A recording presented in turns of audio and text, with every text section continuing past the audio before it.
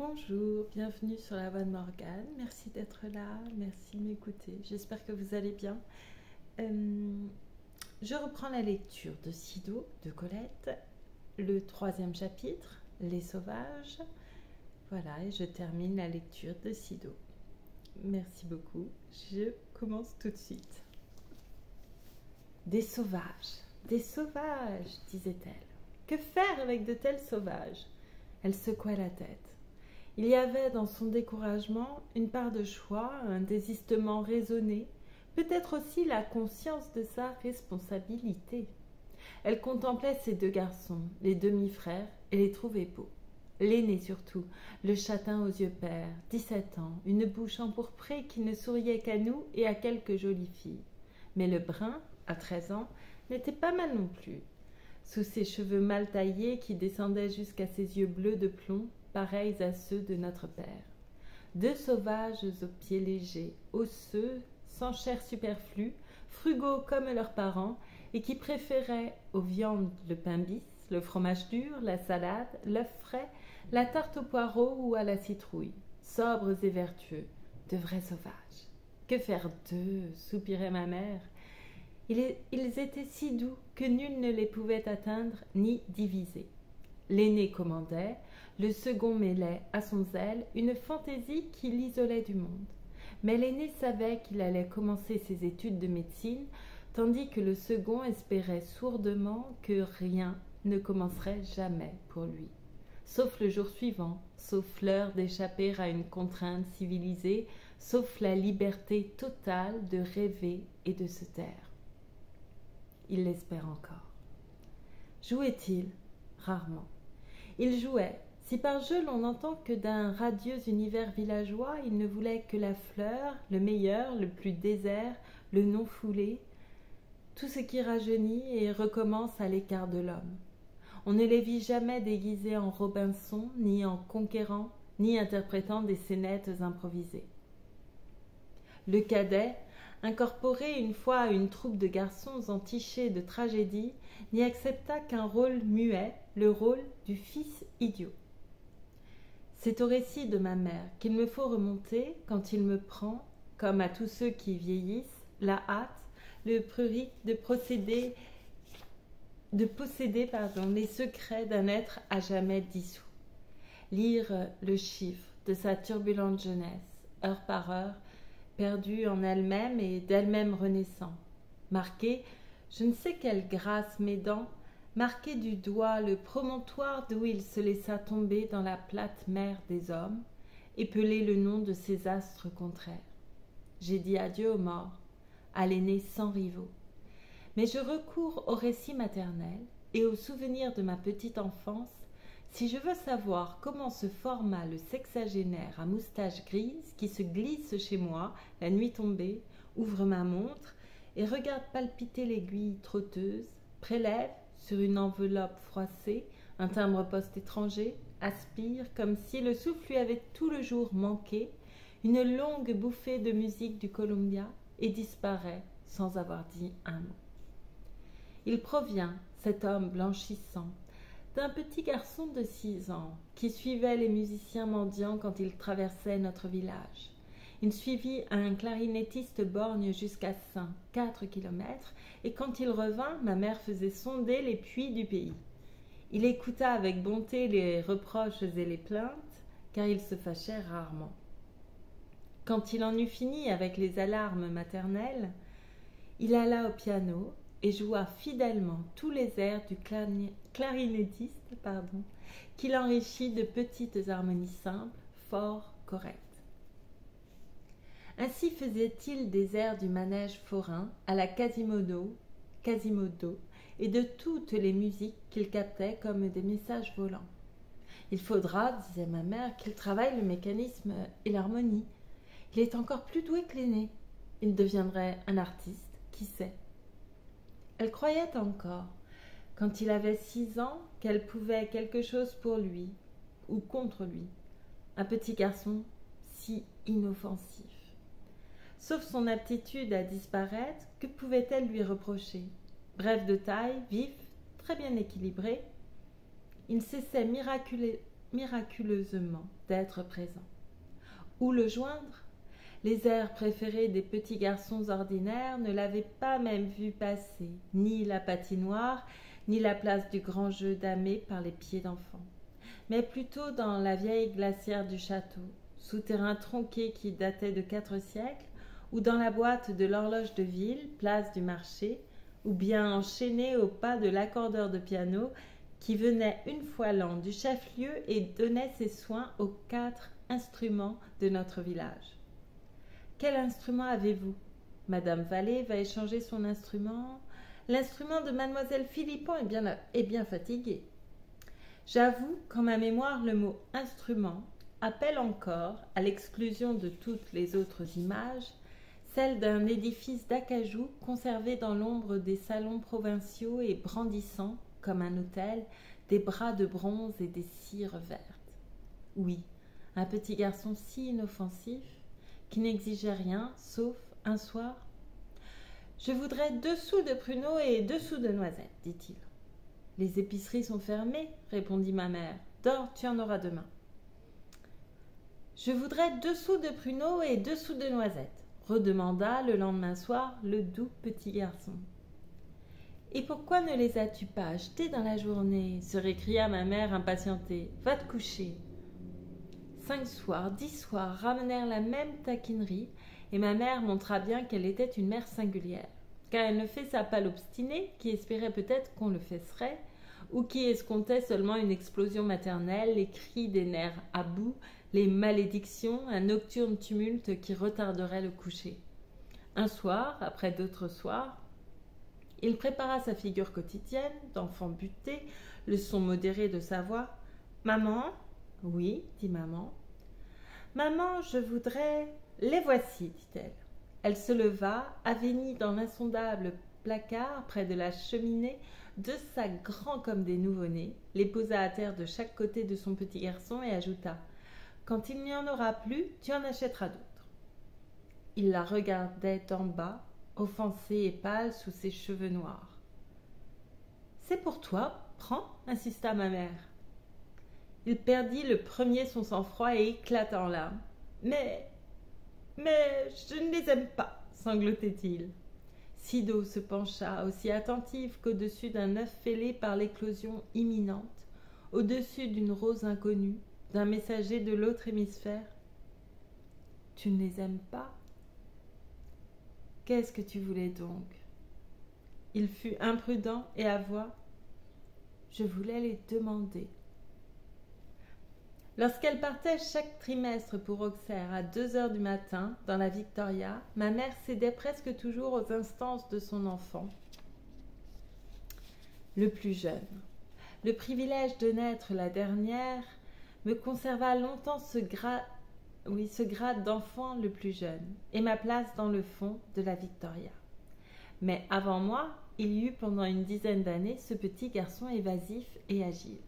Au chef-lieu, il se perdait, car il déjouait toute surveillance. Il se perdit ici et là, dans la cathédrale, dans la tour de l'horloge, et notamment dans une grande épicerie, durant qu'on emballait le pain de sucre drapé d'un biais de papier indigo, les 5 kilos de chocolat, la vanille, la cannelle, la noix muscade, le rhum pour les grogs, le poivre noir et le savon blanc. Ma mère fit un cri de renard. « Ah! Où est-il » ?»« Qui, madame Colette ? » ?»« Mon petit garçon. L'a-t-on vu sortir, pardon. » Personne ne l'avait vu sortir, et déjà ma mère, à défaut de puits, interrogeait les cuves d'huile et les tonneaux de saumure. On ne le chercha pas trop longtemps cette fois. Il était au plafond, tout en haut d'un des piliers de fonte tors qu'il étreignait des cuisses et des pieds comme un grimpeur des cocotiers. Il manœuvrait et écoutait les rouages d'un gros cartel à face plate de chat huant, vissé sur la maîtresse poutre. Alors, c'était une horloge encadrée comportant sans doute une sculpture de chat huant, oiseau nocturne. Quand des parents ordinaires font souche d'enfants exceptionnels, il y a de grandes chances que les parents éblouis les poussent, fût-ce à grands coups de pied dans le derrière, vers des destinées qu'ils nomment meilleures. Ma mère, qui tenait pour naturel, voire obligatoire, d'enfanter des miracles, professait aussi que l'on tombe toujours du côté où l'on penche, et affirmait, pour se rassurer elle-même, « Achille sera médecin, mais Léo ne pourra pas échapper à la musique. » Quant à la petite, elle levait les sourcils, interrogeait le nuage et me remettait à plus tard. Exception bizarre, il n'était jamais question de l'avenir de ma sœur aînée, déjà majeure, mais étrangère à nous, étrangère à tous, volontairement isolée au sein de sa propre famille. Juliette est une autre espèce de sauvage, soupirait ma mère, mais à celle-là, personne ne comprend rien, même moi. Elle se trompa, nous la trompâmes plus d'une fois. Elle ne se décourageait pas et nous coiffait d'une nouvelle auréole.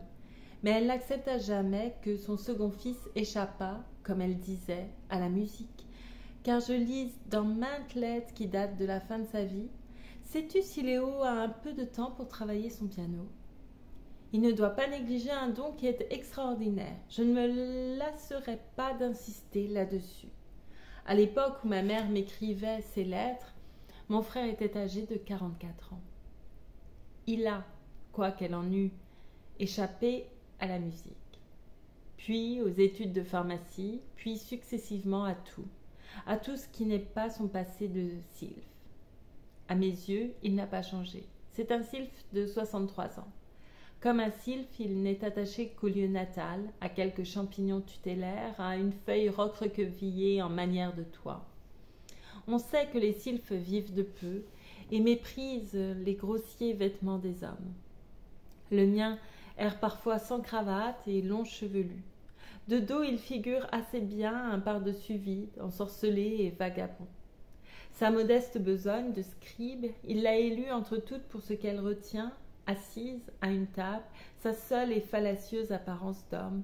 Tout le reste de lui, libre, chante, entend des orchestres, compose et revole à la rencontre du petit garçon de 6 ans qui ouvrait toutes les montres, hantait les horloges municipales, collectionnait les épitaphes, foulait sans fatigue les mousses élastiques et jouait du piano de naissance. Il le retrouve aisément, revêt le petit corps agile et léger qu'il n'a jamais quitté longtemps, et il parcourt un domaine mental où tout est à la guise et à la mesure d'un enfant qui dure victorieusement depuis 60 années.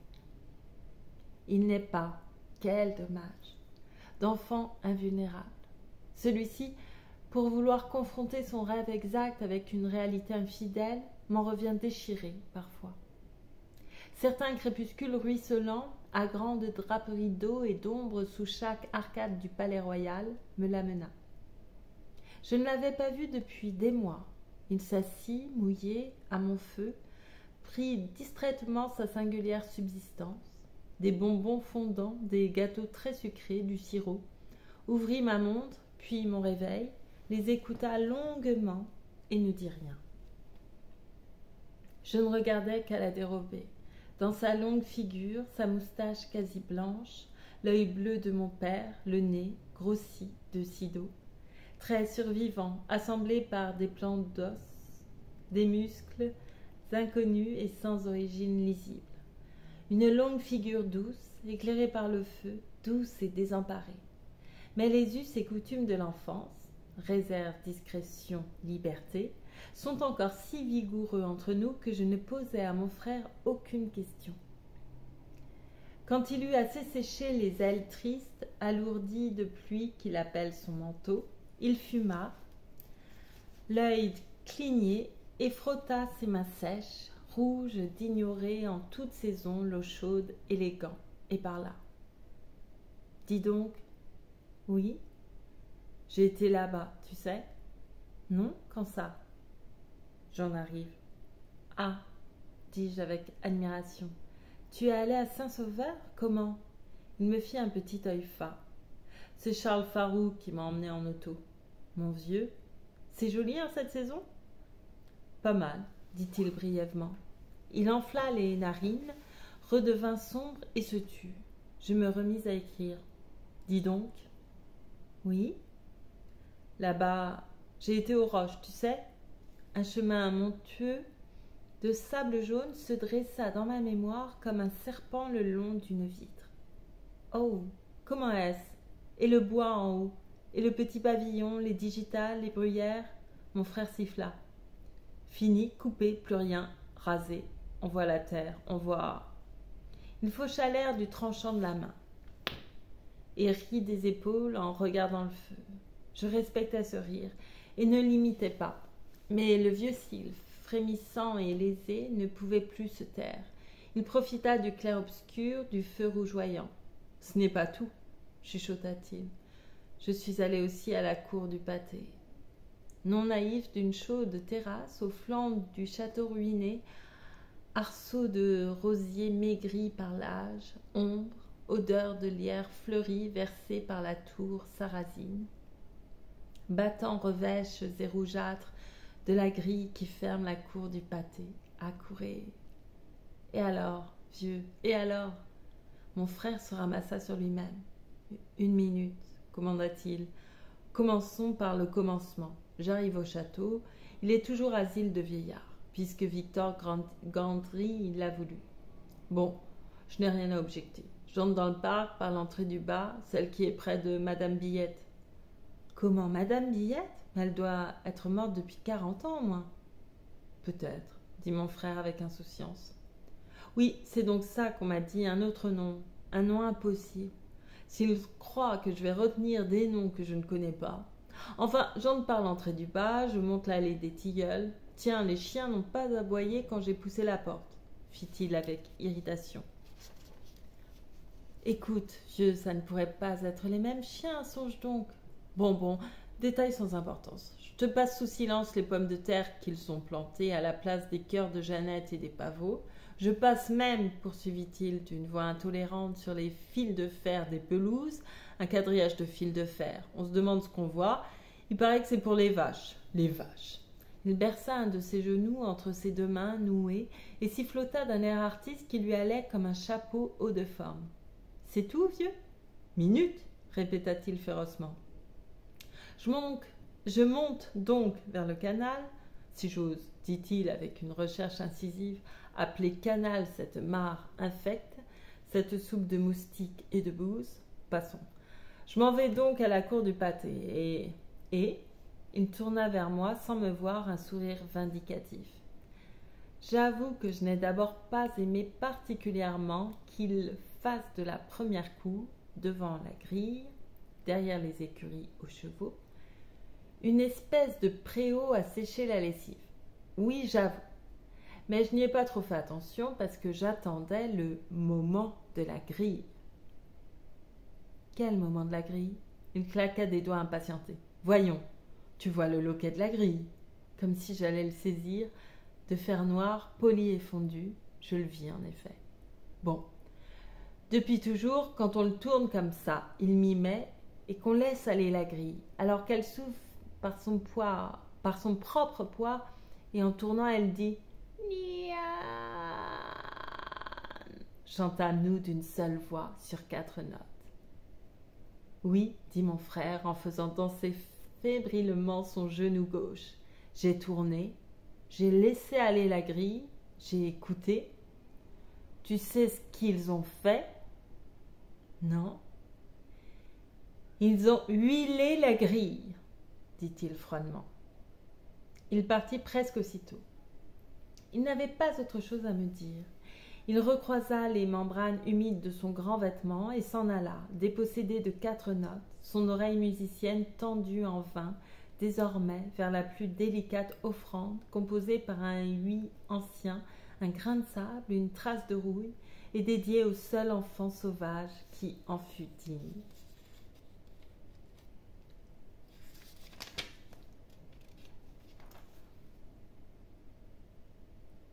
Où en es-tu avec Mérimée? Il me doit 10 sous. Tiens, s'étonnait l'aîné. Oui, repartait le cadet, mais moi je redois 3 francs. Sur qui? Sur un Victor Hugo. Quel volume? Chansons des rues et des bois. Et je ne sais quoi d'autre. Ah, le chameau. Et encore, triomphait l'aîné, tu as dû lire ça à la va-vite. Verse les 3 francs. Où veux-tu que je les prenne? Je n'ai pas le sou. Demanda maman. Oh, demande à papa, dis-lui que c'est pour acheter des cigarettes et que tu les lui demandes en cachette de maman. Il te les donnera. Mais s'il ne me les donne pas, alors à l'amende, 5 sous pour le retard. Les deux sauvages, qui lisaient comme autrefois lisaient les adolescents de 14 et de 17 ans, c'est-à-dire avec excès, avec égarement, le jour, la nuit, au sommet des arbres, dans les fenils, avaient frappé d'interdit le mot mignonne, qu'ils prononçaient mignonne, avec une affreuse grimace tordue suivie d'une imitation de nausée. Mignonne. Recensée dans chaque livre nouveau, chaque mignonne, vouée à l'exécration, créditait de dessous une cagnotte. En revanche, un livre vierge rapportait 10 sous à son lecteur. Le contrat jouait depuis 2 mois et l'argent, s'il en restait au bout du semestre, paierait des bombances, des filets à papillons, une nasse à goujons. Mon jeune âge, 8 ans, m'écartait de la combinaison. Au dire des deux frères, il y avait trop peu de temps que je ne grattais plus pour les manger au long des chandelles, les coulures en forme de longues larmes, et les deux garçons m'appelaient encore enfant de Cosaque. Pourtant, je savais dire mignonne en tordant la bouche. Mignonne. Je ne sais pas le dire. Et m'efforçais ensuite de vomir, et j'apprenais à côté des romanciers selon les nouveaux statuts. Dickens rend beaucoup, disait un sauvage. Dickens ne devrait pas compter, rechignait l'autre. C'est une traduction. Le traducteur nous empile. Alors Edgar Poe non plus ne compte pas. Le bon sens commanderait d'exclure aussi les livres d'histoire qui paient 10 sous à coup sûr. La Révolution n'est pas mignonne. Bah, Charlotte Corday n'est pas mignonne. Bah, Mérimée devrait être exclue en tant qu'auteur de la chronique de Charles IX. Alors qu'est-ce que tu fais du Collier de la Reine? Il joue, c'est du roman pur. Et les Balzac sur Catherine de Médicis. Tu parles comme un enfant. Il joue. Ah non, mon vieux permet. Mon vieux, je fais appel à ta bonne foi. Tais-toi, on marche dans la rue. Ils ne se disputaient jamais. Allongés sur le faîte du mur, ils s'y cuisaient au soleil d'après-midi, discutaient avec feu et sans injure, et me concédaient une portion de la dalle faîtière doucement inclinée. De là, nous dominions la rue des Vignes. Venait le désert qui menait au jardin potager éparpillé dans le vallon du Saint-Jean. Mes frères se taisaient subtilement au plus lointain bruit de pas, épousaient le mur en s'aplatissant et tendaient le menton au-dessus de l'ennemi originel, leur semblable. « Ce n'est rien, c'est Chebrier qui va à son jardin, » avertit le cadet.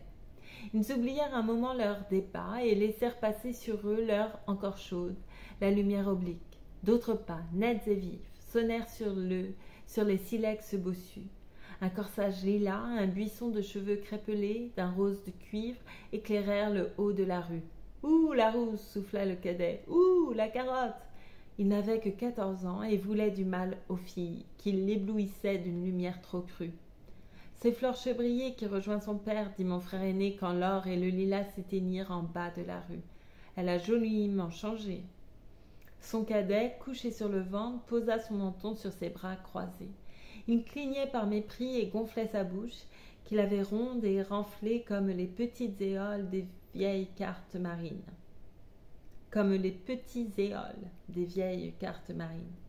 « C'est une carotte, c'est une rouge. Au feu, au feu !» cria-t-il avec une grossièreté d'écolier jaloux. L'aîné haussa les épaules. « Tu ne t'y connais guère en blonde, dit-il. Moi, je la trouve mais très mignonne. » Un gros rire de garçonnet, enroué de mue, salua le mot maudit que caressait la voix rêveuse de l'aîné, le séducteur aux yeux pères. J'entendis une bousculade sur le mur, les clous des souliers raclant la pierre, une chute molle de corps liés sur la terre accueillante et sarclée, au pied des abricotiers. Mais ils se délièrent aussitôt avec une hâte sage. Ils ne s'étaient jamais battus, ni insultés. Je crois qu'ils savaient déjà que ce bouquet de cheveux roux, ce corsage lilas, merveilles accessibles, ne devait pas compter parmi leurs enjeux indivis, leurs délectations baroques et pudiques. D'un pas bien accordé, ils s'en retournèrent vers les étaloirs de liège où séchaient les macarons, vers la construction d'un jet d'eau, vers un système d'alambic à distiller l'amande des marais, instrument capricieux qui enlevait aux produits distillé le parfum de la menthe, mais lui laissait intacte l'odeur du marécage.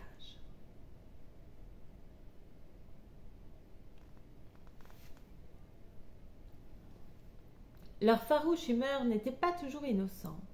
L'âge qu'on dit ingrat, qui étire douloureusement les corps enfantins, exige des holocaustes. Alors là, holocauste, c'est le sens de sacrifice qu'il faut entendre.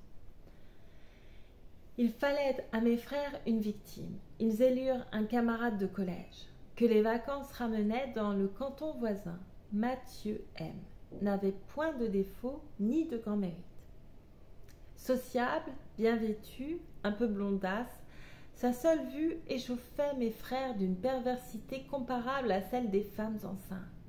Aussi s'attachait-il avec passion aux deux sauvages fiers, chaussés de toile, coiffés de joncs, et qui méprisaient ses cravates. L'aîné n'avait que rigueur pour ce fils de tabellion, et le cadet, par imitation et renchérissement, effilochait son mouchoir, retroussait son pantalon déjà trop court pour accueillir Mathieu M, ganté, qui descendait de son tricycle. J'ai apporté la partition des notes de Jeannette, criait de loin l'affectueuse victime, et l'édition allemande des symphonies de Beethoven à 4 mains. Sombre, l'aîné, le barbare au frais visage, toisait l'intrus, banal enfant des hommes que rien n'obscurcissait, qui ne portait en lui ni vœu de solitude ni intolérance, qui se troublait sous son regard et mendiait. « Tu veux faire un peu de 4 mains avec moi ? Avec toi, non. Sans toi, oui.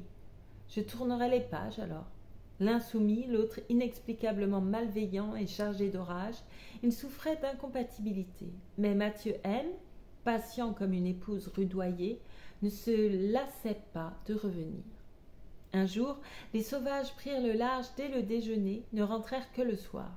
Ils semblaient las, excités, et ils se jetèrent tout fumant sur les 2 vieux canapés de rêve vert.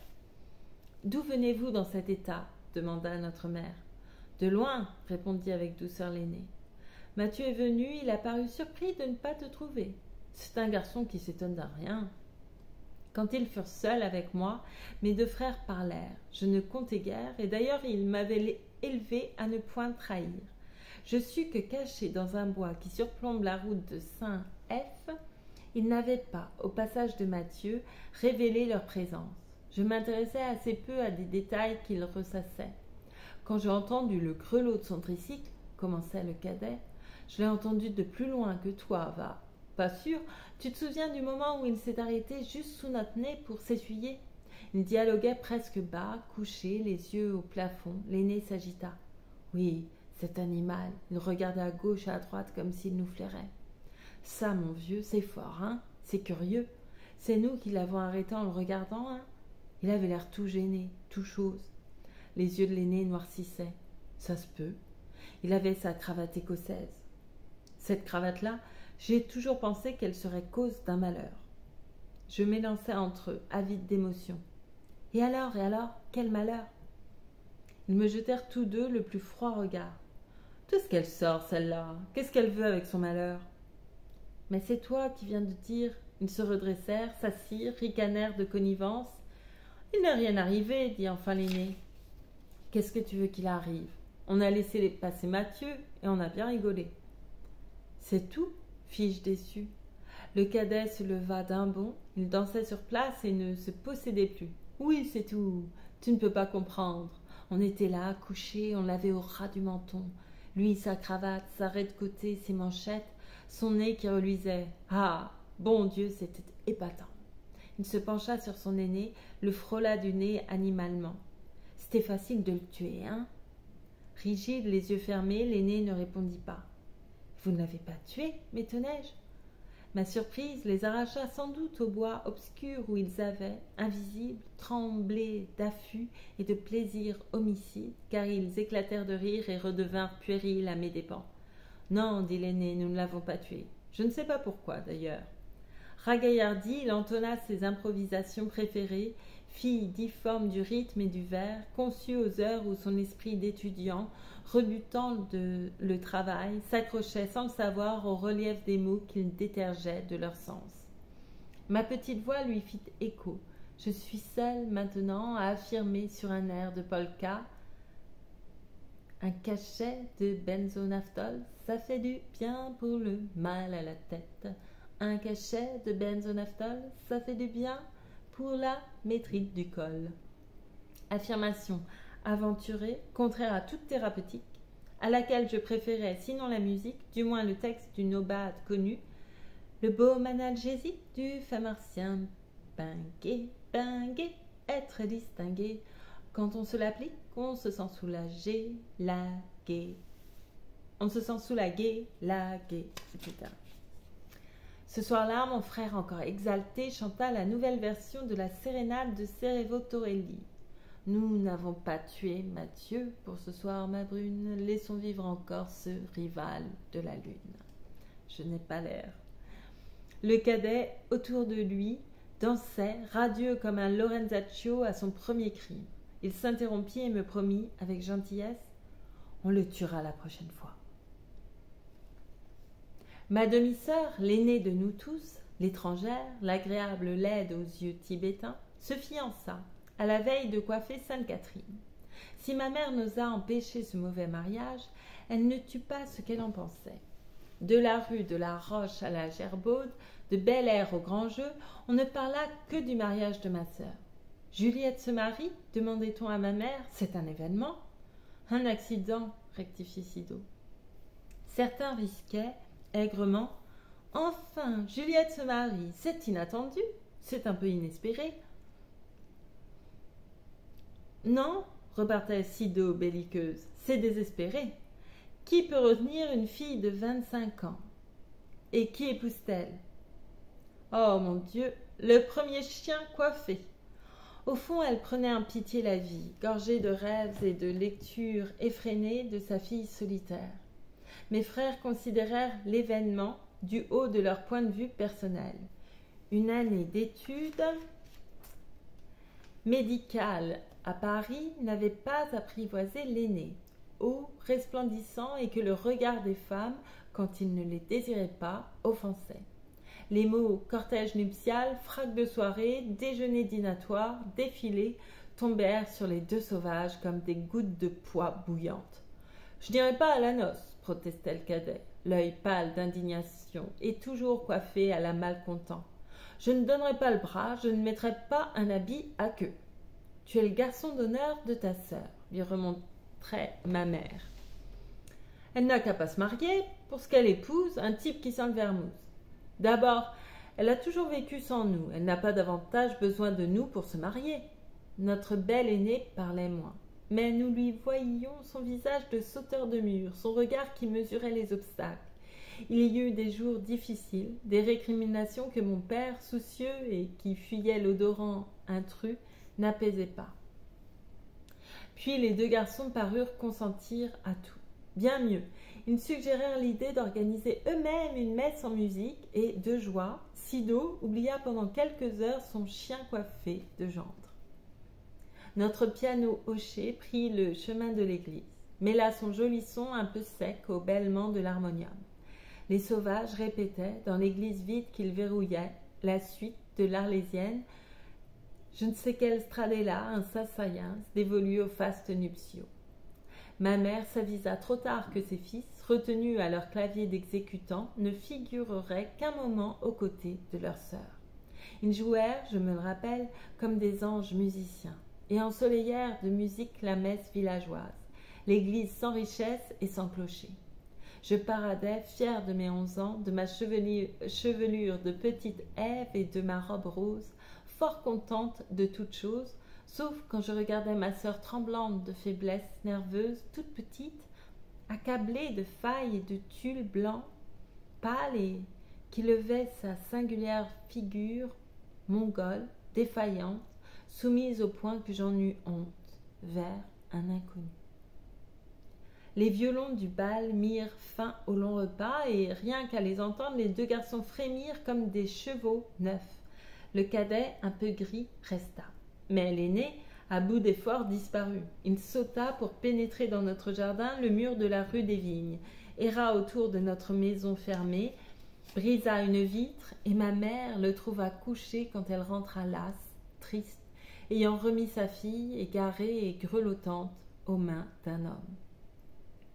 Elle me contait plus tard cette petite eau poussiéreuse d'été, Sa maison vide est comme pillée, sa fatigue sans joie, sa robe à devant perlée, les chats inquiets que la nuit et la voix de ma mère ramenaient. Elle me disait qu'elle avait trouvé son aîné endormi, les bras fermés sur sa poitrine, la bouche fraîche et les yeux clos, et tout empreint de sa sévérité de sauvage pur. Songe donc, c'est pour être seul, loin de ces gens en sueur, pour être endormi et caressé par le vent de la nuit qu'il avait brisé un carreau. Y eut-il jamais un enfant aussi sage? Ce sage, je l'ai vu 100 fois franchir la fenêtre, d'un bon réflexe, à chaque coup de sonnette qu'il ne prévoyait pas. Grisonnant, tôt vieilli de travail, il retrouvait l'élasticité de son adolescence pour sauter dans le jardin, et ses fillettes riaient de le voir. Ses accès de misanthropie, encore qu'il les combattît, lui creusaient le visage. Peut-être qu'il trouvait, captif, son préau chaque jour plus étroit, et qu'il se souvenait des évasions qui jadis le menaient à un lit d'enfant où il dormait demi-nu, chaste et voluptueusement seul. Et c'est la fin de Sido. Voilà, c'était une courte lecture pour terminer Sido. Je vous remercie beaucoup de l'avoir écouté, tout simplement.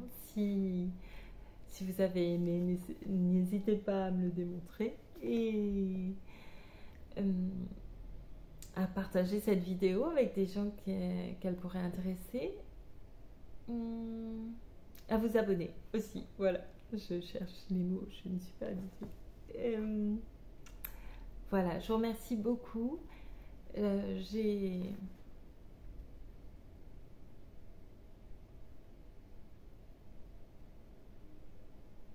J'ai beaucoup aimé faire cette lecture. On entend des résonances avec la déclaration des droits de la femme aussi. C'est normal, c'est Colette. Et voilà, je vais vous lire aussi les vrilles de la vigne. C'est la prochaine vidéo que je posterai, que vous trouverez. Voilà. En tout cas, je vous remercie infiniment. Faites bien attention à vous et à très bientôt. Merci beaucoup. Merci.